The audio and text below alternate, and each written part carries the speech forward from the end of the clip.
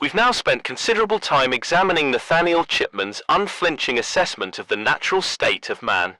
In our previous lectures, we saw his dismantling of the noble savage myth, first through the examples of extremely primitive societies, and then through a detailed and at times disturbing look at the realities of life among the Native American tribes. We've seen violence, warfare, and a social structure far removed from the idyllic visions of some philosophers.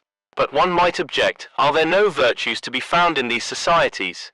Is there nothing to admire, nothing to suggest a lost innocence or a greater connection to the natural world? Chipman acknowledges one virtue in particular that often stands out in accounts of savage peoples, the virtue of hospitality. Hospitality, the generous welcoming of strangers, is indeed a striking characteristic of many less developed societies.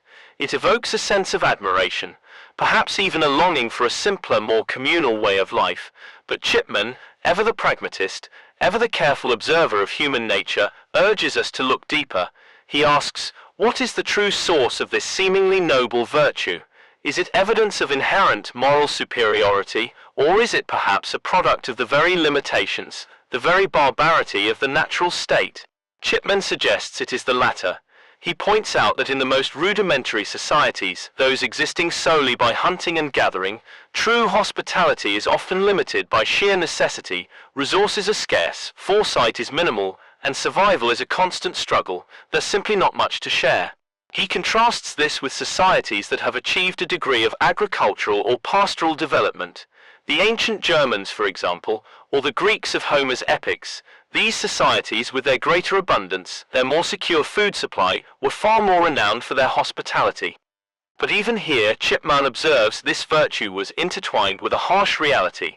These were societies where warfare was endemic, where the line between foreigner and enemy was often blurred, where travel was perilous, and where the plundering of strangers was considered a legitimate, even honorable pursuit. In such a world, without established inns or safe passage, hospitality was not simply a kindness, it was a necessity. It was a form of protection, a way to forge alliances, a crucial means of gathering information about the outside world. It even became codified in their rudimentary laws of nations, with conflicts arising from breaches of hospitality.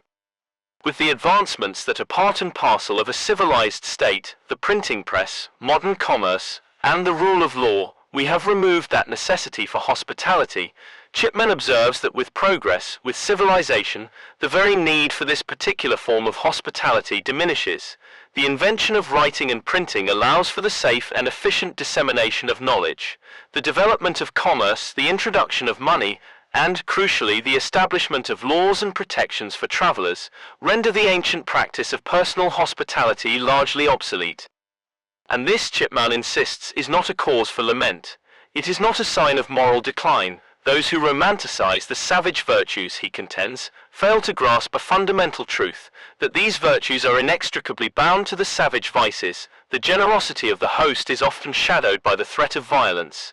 The simplicity of life is purchased at the price of constant insecurity.